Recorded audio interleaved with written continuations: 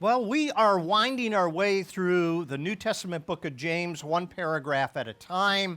And we've been talking about some of those wisdom insights of life that we carry with us. And I've been using the metaphor of a vintage coin that is worth saving and carrying with us as we navigate through life.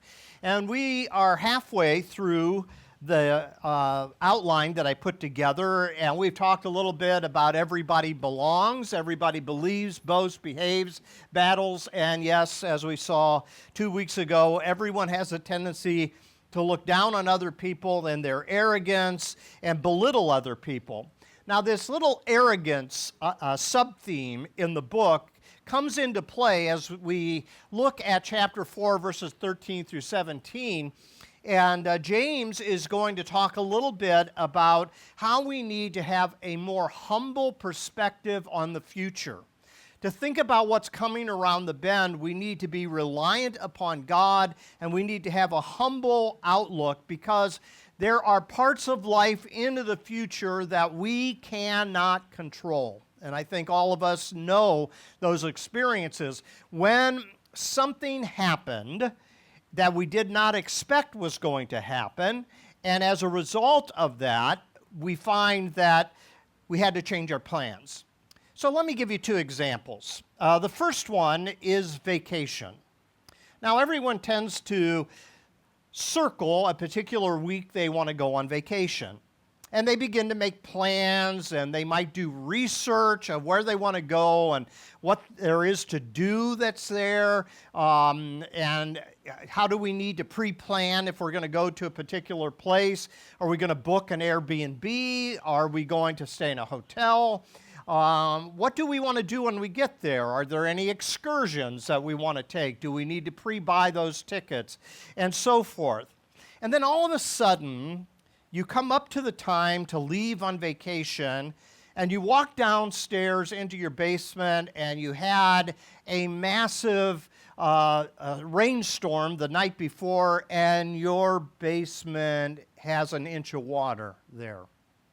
And your basement has flooded, and now what do? It was something beyond your control. It was something now that has changed the navigation of your plans, because probably not a good idea to let standing water stay in your basement for a week without you being there, right? And so just like that, certain things can happen, certain things can change. Another example. Sometimes people have the dream that they might want to own their own business. And so they begin to think about how they might be able to open a business and make a living at that business. I don't care if it's a plumbing company or whatever it might be, but there's a lot of preparation, right? And so you begin to plan to open up your own business so you can be your own boss, and you find it's a lot tougher than what you thought it would be. There's all kinds of different certifications that might need to be in place for you to be able to open that company, so you're licensed and bonded and insured. You might also find that there are things that you did not anticipate, that there is a lot more collateral that you needed to buy equipment and so forth to open your business than what you expected. So there are things that we can control, and then there are things that we can't control. Sometimes we are negligent and we don't do the things that we need to do to plan for the future. Other times, though, we're at the mercy of what has been thrown at us. And so when we think about the future, we often think about the future of being better. When I retire, when this or that happens, then I'm going to do that, and so forth. And what we don't know is what is really waiting around the corner for us might change our plans significantly. There's a lot of unpredictability that happens. And so wisdom is being humble enough to realize that there could be a change of plans at any turn. Now, how does this relate to the coins that we've been using as illustrations. I've been giving you illustrations from coins that I have in a very small coin collection. I happen to have one of these. Now, this is extremely rare.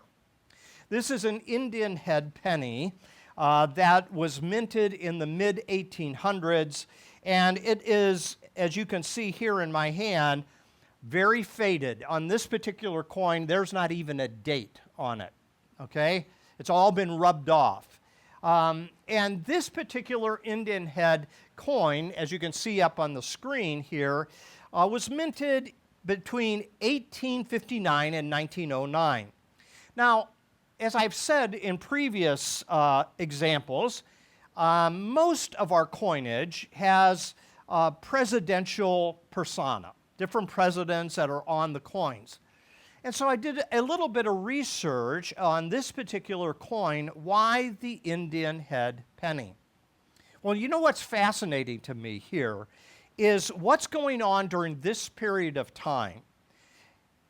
The westward movement, moving out toward California. You remember a couple of weeks ago I talked a little bit about John Sutter's mill, where the first pieces of gold were found in the river and so forth.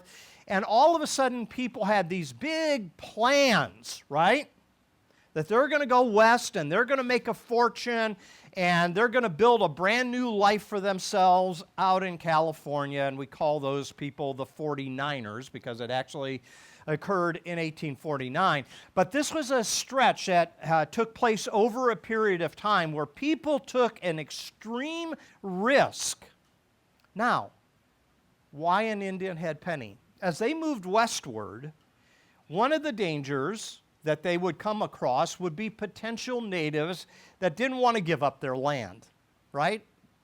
They were going to face individuals that might be hostile to them, trampling upon their land, ruining their land that they use to grow their own crops and feed their families and so forth. And so what's fascinating to me is this coin, in many respects, symbolizes a little bit of arrogance that we're going to move westward, and I don't care what's in our way. We're going to move it out of the way, even if it's a group of people. Even if it's a group of people that were there before you. And of course, this started off the movement of Native Americans westward from their land in what has been called the Trail of Tears, where there were people that were forced off by U.S. Army and so forth, and then in their travels, many of them died in the process. Maybe this coin, I can't prove this, but maybe this coin was kind of a way to kind of make a symbolic gesture that we're honoring your heritage. Here, we put this Indian head on a coin. But when in reality, they were not treated with respect. Many of them fought back because they saw this as a fear that was approaching. And so if you do a little bit of research on this coin, it represents really American power. The ability to make a statement of claim and ownership over Western territories, the ability to move westward in what philosophers and historians have said was our manifest destiny. Have you ever heard of that statement before? Our manifest destiny. This was God's will for us to move west and get anything out of the way that we feel is standing in the way. Now, this is how this relates to our paragraph here this morning. Wisdom coin number 7 is, yet you do not even know what tomorrow will bring. What is your life? For you are a mist that appears for a little while and then vanishes. There's a sobering thought there in James chapter 4, that as much as we like to think we are in control, there are so many things that are beyond our control. And that takes humility to accept that. And it kind of works at cross currents against the way we kind of been trained. Aren't we impressed with business plans and vision boards and goal setting and where are you going to be in the next 5 years of your life, right? But there is a part of life that we cannot control, and there was a part of the westward movement that those who sought it could not control either. For many of them also succumbed to the circumstances, whether it's weather or hostile resistance in their movement. Here's what I want us to think about today. I want us to think that we all presume that our plans are going to work out. We don't make plans with the expectation that they're going to fail. We make plans thinking that all of our plans are going to work out just fine. And that's a good thing, to have plans and make goals and so on and so forth. Yet at the same time, we all need a certain amount of humility to recognize things don't always go as we what? Plan. And is it going to prevent us from carrying on what we hope to accomplish, or will it cause us to reassess what we're hoping to do? Well, often things do not work out because they're beyond our control. Even though we live in a world that's obsessed with control and outcomes, and we're impressed with people that set a goal and achieve it, yet there are times in the future that is not as secure as what we might think they are. And so here's how I want us to think about this. There is a certain problem with presumptuous planning. Now in verse 13 of James chapter 4, it says, "Now listen, you who say today or tomorrow, we will go to this or that city, spend a year there, carry on business, and we'll make money." Sounds like a plan. It sounds like a great plan, and yet what we find is it's not as easy as what we might think. If you want to give God a good chuckle, tell him your plans. Because there's things that he knows that we don't. But many times we make plans without considering our dependence upon God. Confidence is important, but overconfidence can be dangerous. We see this in sports, don't we? We, I think, saw a little bit of that in the Cavaliers season. They entered the playoffs, and they just were on a roll all season long, and we find their first opponent was the Miami Heat, and they just kind of went through with no problem and no resistance. And then they met the Indiana Pacers. And maybe what happens sometimes in sports is you begin to take for granted what abilities you have, and so you let off. Sometimes you take for granted that you'll be able to do whatever, because the Cavs came back many, many times during the course of the season in the third or fourth quarter to win the game. And maybe as they entered into that series with the Indiana Pacers, is they did not take Indiana seriously enough. They did not consider their speed or their height or their defensive ability serious enough. And as a result, they exited from the playoffs far too early, considering the amount of talent they have on the team. Well, planning is wise, but the outcome is not guaranteed. I imagine as Coach Atkinson and the Cavs sat in their meeting rooms, they said, okay, we're going to beat Miami. We're just going to kind of go through the Indiana Pacers, and then our big challenge is going to be the Boston Celtics to win the East, okay?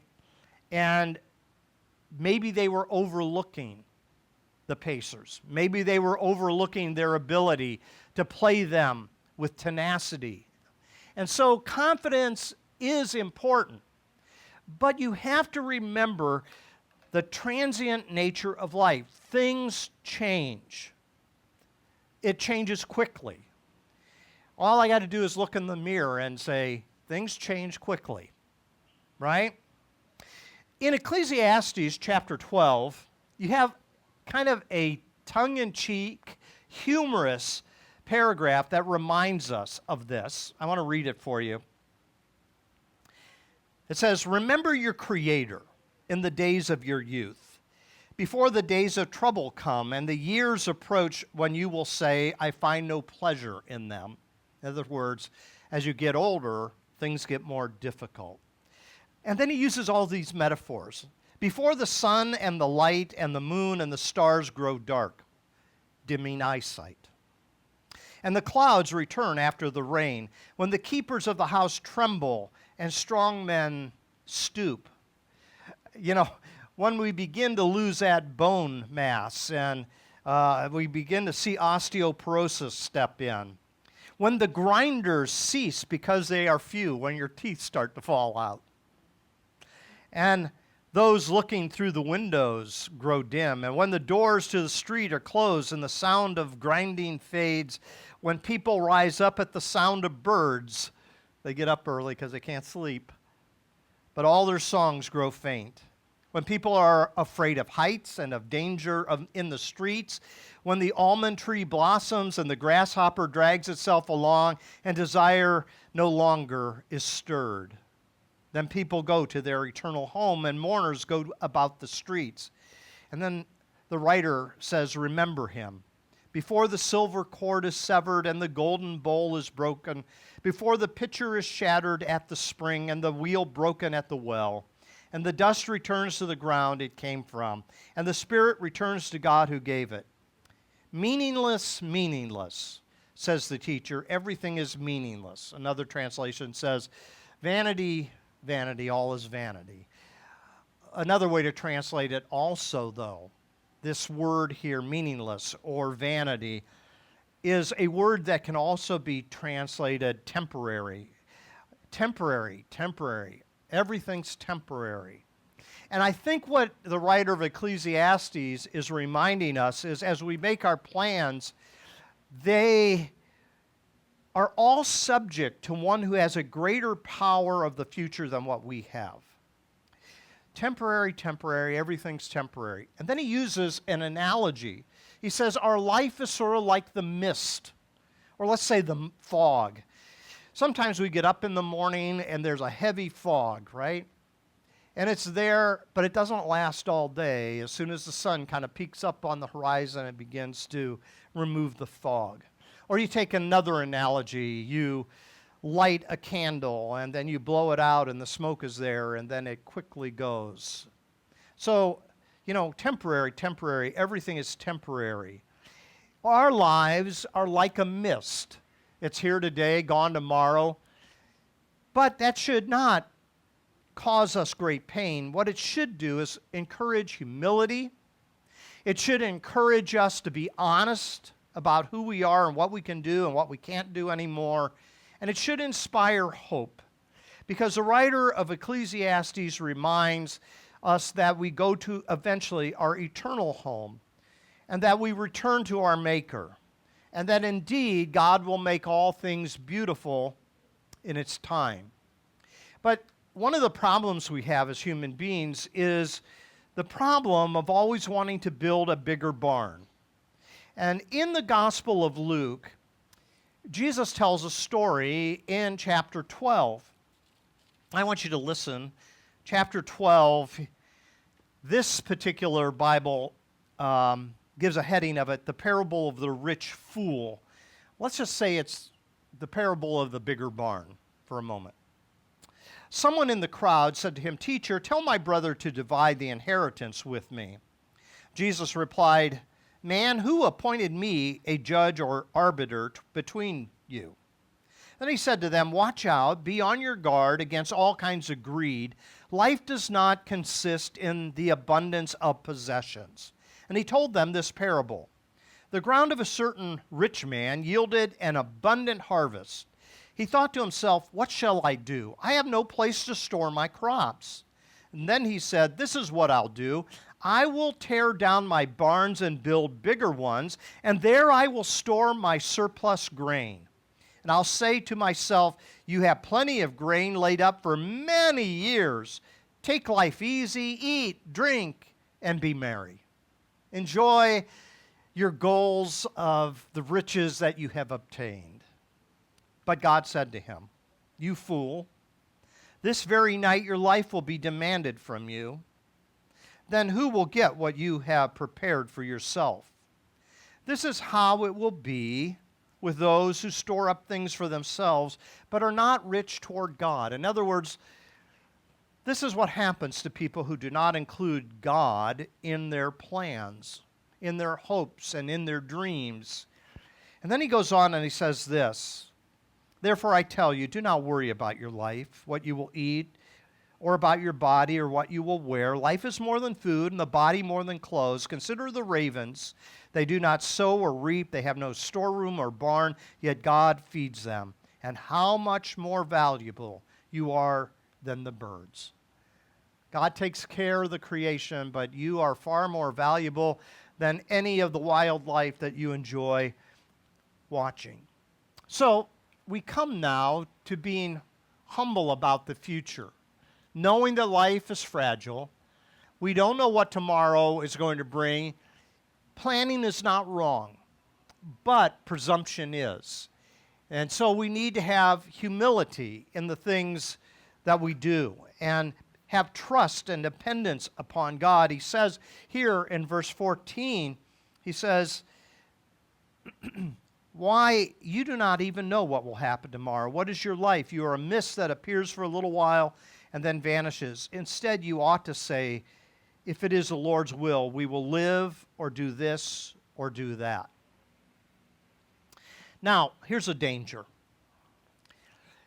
Sometimes people will say in conversation, if the Lord wills. If the Lord wills, nothing wrong with the statement, but here's the problem. That's become kind of a code word, sort of kind of like an abracadabra type thing. Everything's going to be okay in the future because I said, if the Lord wills. You see what I'm saying? Sometimes people have kind of that superstitious outlook. If I say the Lord wills, then God will protect tomorrow. That's not a guarantee. But I think what the writer James is saying to us is at least we have to factor God into tomorrow. Humility leaves room for God to redirect things. When we make a plan, sometimes we want to go A, B, C, all the way to Z. And sometimes God says, no, we're going to go A to F, back to C, then to M. You know what I'm saying? He redirects things sometimes along the way. And that can be so frustrating. And sometimes that can bring about fear, number one, or it can bring about anger. Because we want to do things the way we want to do it. How dare you change my plans, God? And yet, in humble dependence upon God, we open our hands to allow God to release the things that need to be let go of and to reshape the dreams that He wants in our lives. Sometimes things happen in life where we have to let go of one thing and hold on to something else. It's normal. We recognize that God does that in the course of time. And so there's a humility that has to be about our plans. And the key is to include God in those plans as much as we possibly can without us knowing what the future holds. None of us have a crystal ball, right? None of us can see into the future. So we step into tomorrow with faith. And so there's an interesting thing that happens at the very end of this paragraph here. And I thought, boy, this is really strange. So as it closes out, it says, as it is, you boast in your arrogant schemes. All such boasting is evil. Why didn't he say foolish? Because, you might make plans and you might be hard-headed about changing those plans, but it might not necessarily be evil. It might be foolish, but it might not be evil. Why does he say evil? So then, if you know the good you ought to do and don't do it, you sin. There's something underlying this paragraph that's saying, you know what? God sometimes reshapes our plans and our directions because He wants to do something better than what you have planned. Sometimes he wants to do something bigger that will bring about blessing to other people, because plans are not just making an action plan. It's also very humbly saying, God, how can you use my tomorrows? What can you do in tomorrow to bring about a blessing toward other people as well? When we fail to acknowledge God, it's not just being unwise, it's being evil, because sometimes it's arrogant, it ignores God's sovereign will, sometimes it exalts ourselves over trusting God, and it might even suggest we don't need God. And when I read that, I go, this sounds an awful lot like Adam and Eve, the story in Genesis that wants to leave God out of the plans and wants to do their own thing. So Jesus tells this story to his disciples about the rich young fool that I just read for you. And he says, you fool, you did not prepare, understanding that you don't know what tomorrow will bring. Oh, he did in one sense. He says, I've got this abundant crop, right? I've got this abundant crop, and my barn is not big enough to hold it all. I know what I'm going to do. I'm going to build a bigger barn. It never occurred to him that he already has enough. If his one barn is already full and he has excess, what can he do with that excess to help other people besides hoarding it for himself? Right? That was at the heart of what his goal was. He didn't trust the future or God enough to say, I've got a barn full of grain. That's enough for me. I can help other people. And when we get to tomorrow, I know God is already going to help me into tomorrow. I don't need to save up all the grain, all the resources for myself. And that's what Jesus then says. You see the birds? God takes care of them. How much more valuable to him are you? And so today what we're doing is really drawing a comparison between humility and arrogance. And here's how it looks on a chart form. Humility recognizes personal strengths and limitations, but arrogance inflates our own importance or abilities. Humility is willing to listen and learn from others, but arrogance believes they already know what's best. Humility values others equally. Arrogance looks down upon other people.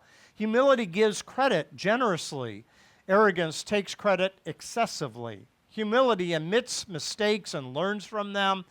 Arrogance blames those mistakes upon other people. Humility is open to feedback. Arrogance is defensive or hostile to critique. Humility has confidence that is rooted in reality, whereas arrogance has confidence rooted in superiority. Humility serves and uplifts others, whereas arrogance uses others to serve their ego. It's hard to read because I see myself on the right side a lot of times, rather than the left side of the chart. But there's this Latin phrase that I introduced at the beginning of the service. Deo volente, God willing. God willing. I'm going to hold my plans loose enough to allow God to be in there as well. God willing. This is what's going to happen. So, you know that many of the ancient hymns that if you grew up in church, you might be familiar with. Now, this particular song I want to show you a video of was written in 1950 by Ira Stanfield. And it is, I Know Who Holds Tomorrow. Is anybody familiar with that old hymn? Well, the old hymns might be difficult to sing, but they're worth contemplating because they have such great seed thoughts in them. So that's what I want to do for you today, is give this, as we close our message, as a seed thought for this idea that everyone, everybody needs humility. Let's watch.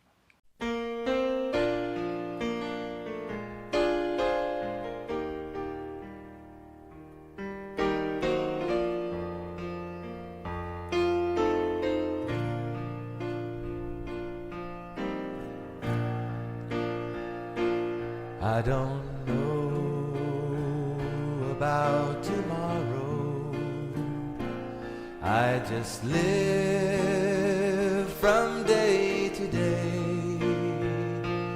I don't borrow from its sunshine, for its skies may turn to gray. I don't worry o'er the future, for I know what Jesus said. And today I'll walk beside him, for he knows what is ahead. Oh, many things about tomorrow I don't seem to understand, but I know who holds tomorrow, and I know who holds my hand. Every step is getting brighter as the golden stairs I climb. Every burden's getting lighter, every cloud is silver lined.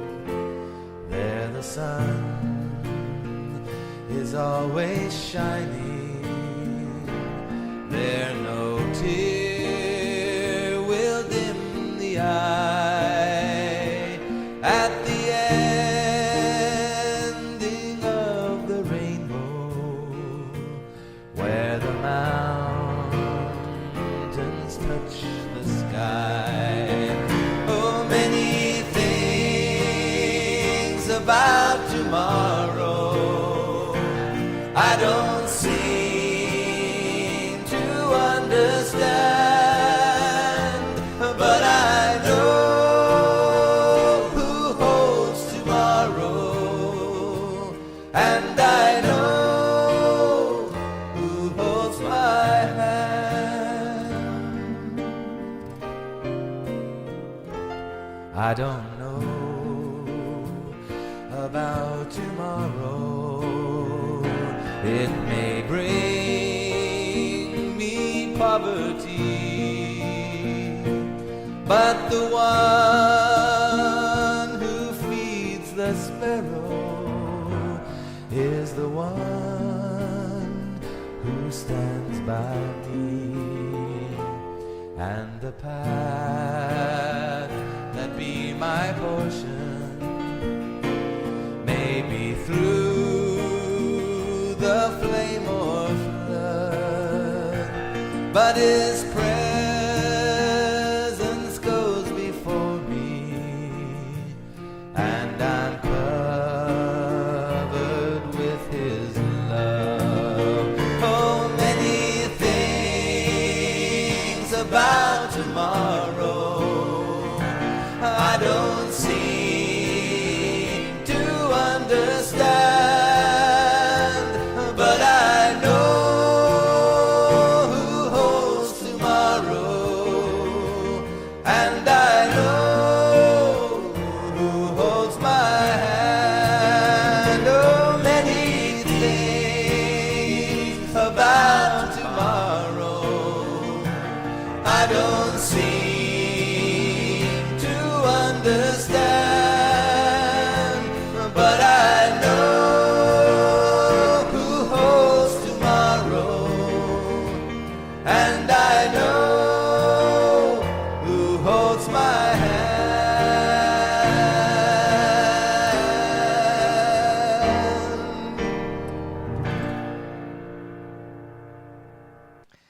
Let me put a couple of closing thoughts on our time together before we go. So, as we think about the future, I have to realize I am not in control of my life, and if I were, the life I made probably would not be as worth living as when I allow God to be a part of it. So God needs to wake us up to the truth that we are not in control, but we are held by God. You and I don't know what tomorrow holds, but we walk humbly, we hold on to things loosely, and we trust deeply. The days you remember with joy, God was there and will be there. The days you sorrow, God was there and He will be there.